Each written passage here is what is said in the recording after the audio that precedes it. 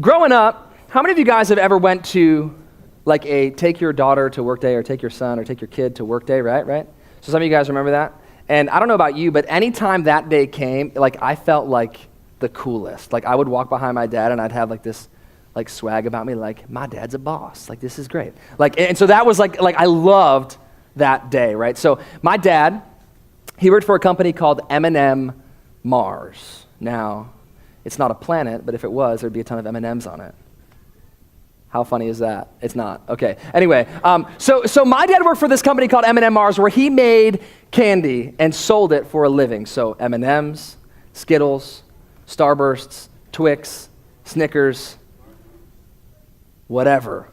Like amazing, okay? If you're not drilling yet, you will, okay? So here's what the best part was. My dad not only worked for that company, but he always had extra candy around the house. Now, I'm not talking like extra Snickers bars individually. I'm talking like boxes upon boxes in my basement, like of candy. Like my friends used to come and spend the night, and we would have this little candy drawer, and we like opened up the candy drawer, and it was like we were opening up Narnia, and we just like swam in, and there were like Skittles and Starbursts and like butterflies that looked like Twix. I'm kidding, that wasn't real. But there was so much candy at my house. And so even like for Halloween, like my mom would pass out like these massive king-size bars, like all this stuff.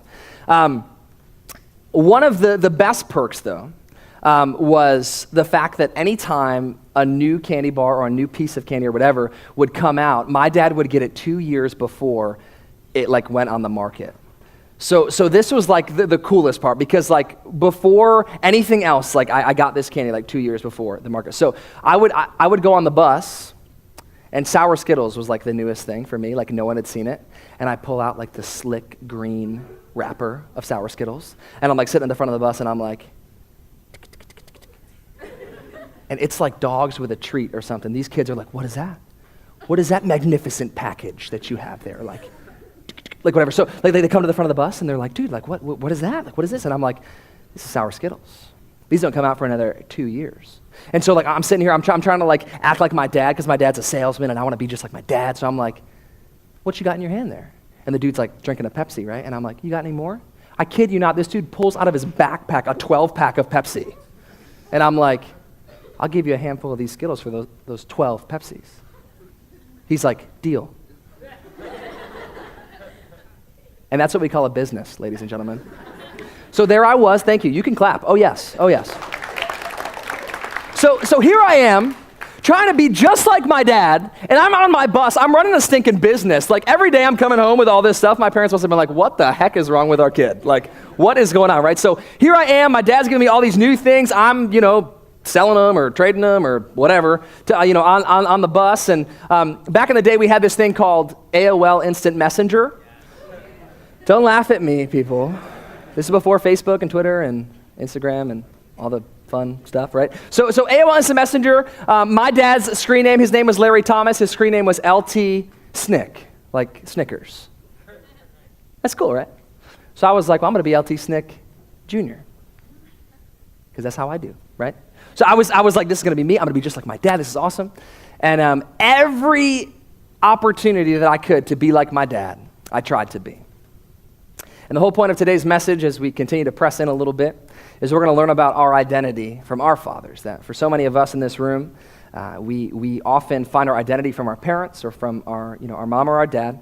Just like the one kid in the beginning when he was like, Mommy.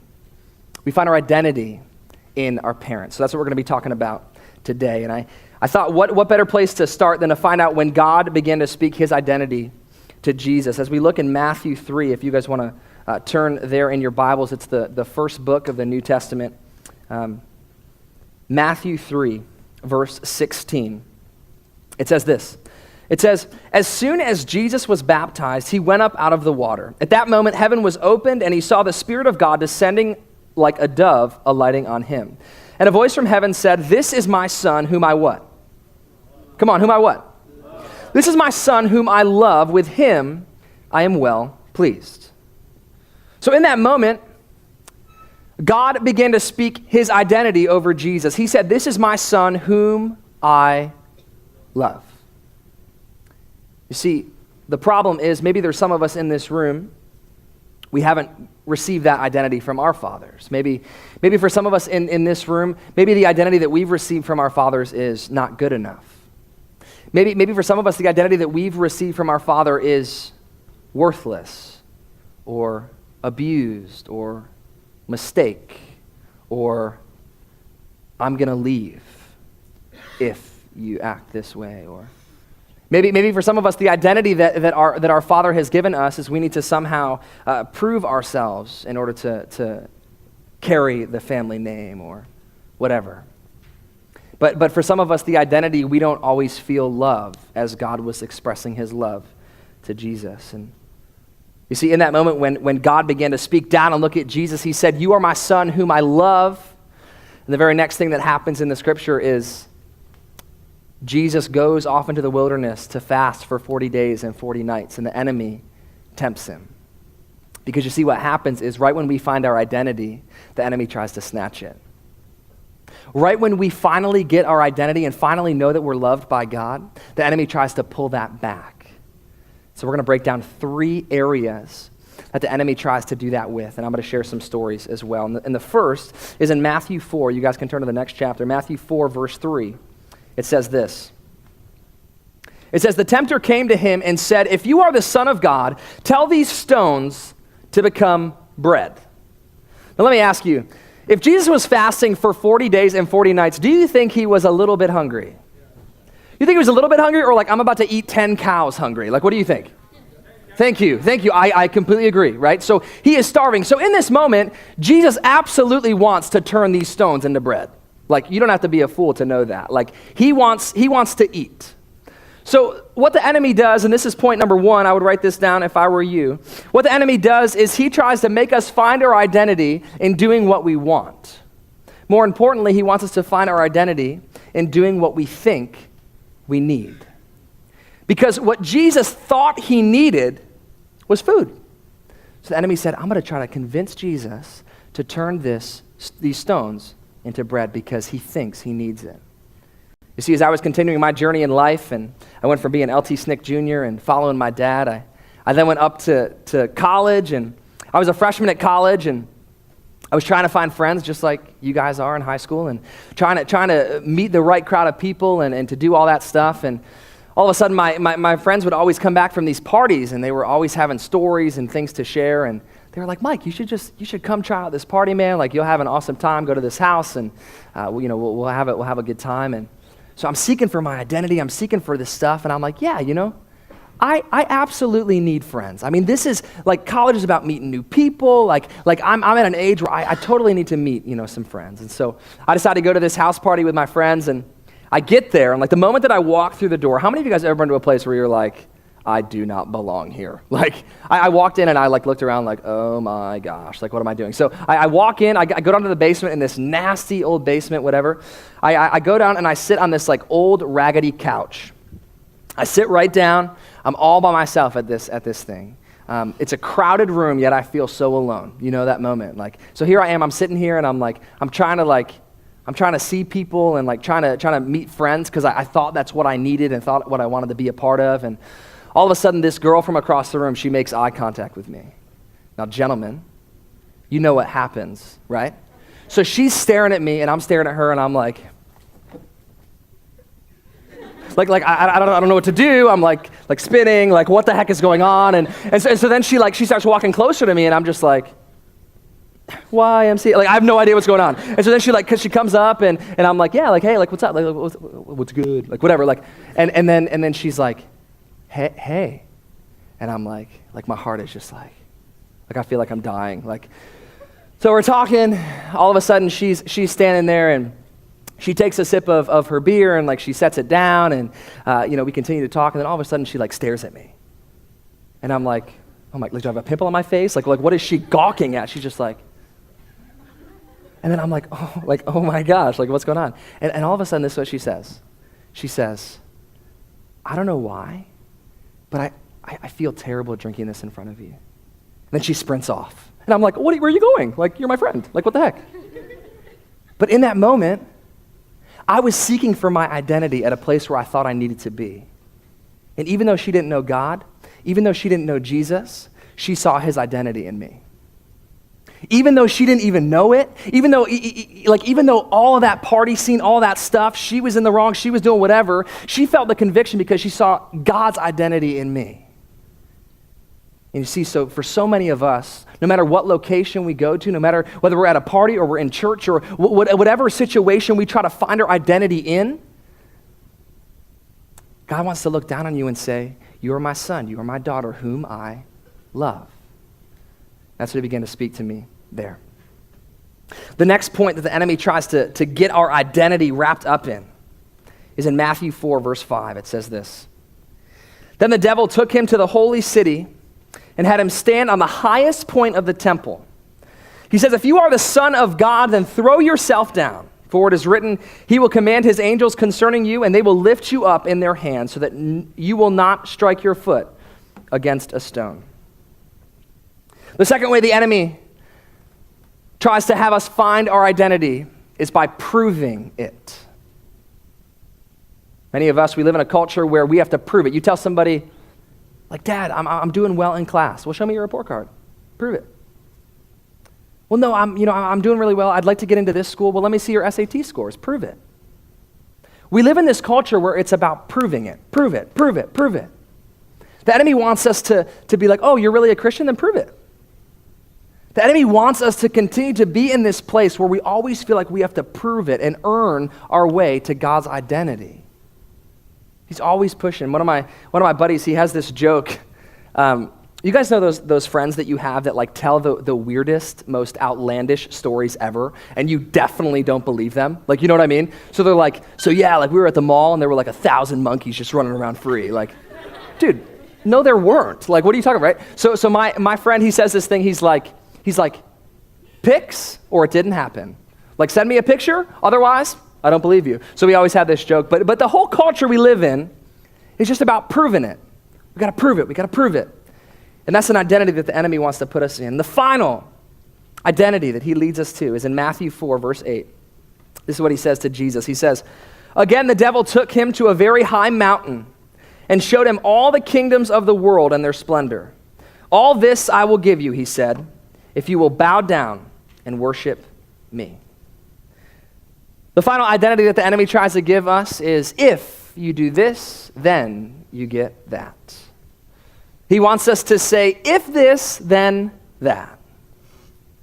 But you see, for some of us in this room, it looks like this, that if you are a really good Christian, then you will pray every day before school.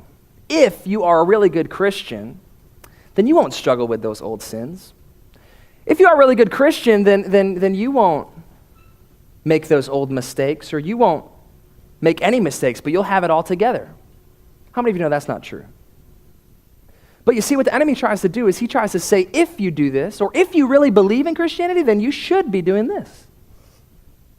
Maybe for some of you it's this. If you drink this, then you will be more fun. If you wear this, then more guys will be attracted to you. Or how about this one? If you don't have sex, then you can do everything else. We live in this culture where people begin to tell us that if we don't do something, then we can do everything leading up to that. Or if we do something, the enemy wants to show us that it's not enough. But you see, God wants you to know it's nothing about that stuff. But your identity is found in him. He looks at Jesus, he baptizes him, and he says, this is my son, whom I what? This is my son, whom I love. So I'm going to close with this story. As I was moving up in life and moving along, I started as LT Snick, finding my identity with my dad, and then I went to college and tried to find my identity at this party with these people. And then I finally arrived as a senior in college, getting ready for the real world and trying to get a job and all that kind of stuff. And so my dad gives me a call, and he's like, Mike, you got to cut your hair. You got to shave your face. You got to get a suit if you want to get a job.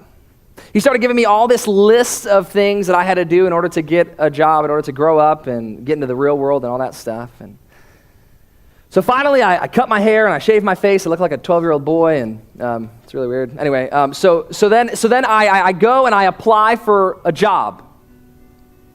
There's this place called Paychex. They offer me this job for human resource sales. It was at this job where I'd be making a good amount of money and doing an awesome thing. And 2 days before I had to make the decision to accept the job, I get a phone call from Luke Thomas here at the Father's House, who you guys know very well. Luke calls me, says, "Hey man, I know you're making some decisions about jobs, but I'm going to make it harder. I'd like to offer you a job as a youth director here at the Father's House." In that moment, I had two choices to make. I was either going to do what made my dad happy, what gave me worldly identity, or I was going to do what God had created me to do. So in that moment, I knew what I needed to do, and I had breakfast with my parents in the next couple of days, and I remember sitting down at Tim Hortons and just chatting with my parents. And I grew up in a non-Christian home, so they've never really understood this Christianity thing. They've never really understood why I spend so much time here and things like that. And my mom was sitting at the table, and they had just invested all this money, 4 years worth of college and all this time into me. And my mom looked at me and she said, I don't want the church to swallow you up. I don't want you there all the time, and I want you to make enough money. I want you to do this. And my dad just looked at me, and many of you guys can relate, but my dad didn't say anything, but he looked at me and he went, In that moment when he didn't say anything, it raged up in me because I knew he was disappointed just by the look that he gave me. In that moment I said, look, I'm gonna accept the job at the Father's House. This is what I know God is calling me to do. My parents stood up and they ended up leaving, and I could see my mom crying as they drove off, and I put my sunglasses on so that my tears were hidden and that my parents wouldn't see them. In that moment, I began to cry out to God as I was all alone in this parking lot, and I said, God, why is my family against this idea? God, if this is really from you, if this is really what you want me to do, then why is it so hard? Why is it so difficult? In that moment, as I was crying out to God and I was trying to seek him for answers, in that moment, he silenced me and he said something to me. He said, Mike, it's not about what you do, but it's about who you are. It's not about what you do, it's about what I've done. Because you see, Jesus wants you to know that your identity is not found in the places that you find yourself, in the work that you do, and how good your report card is or how good you are at sports. But your identity is found in the fact that he looks down on you in this room and says, you are my son whom I love. You are my daughter whom I love. Not based upon the things that you can do for me, but based on what I've already done for you. He loves you. You don't have to earn it. It is impossible to earn it. But I'll tell you what, it's impossible to escape it as well. He loves you.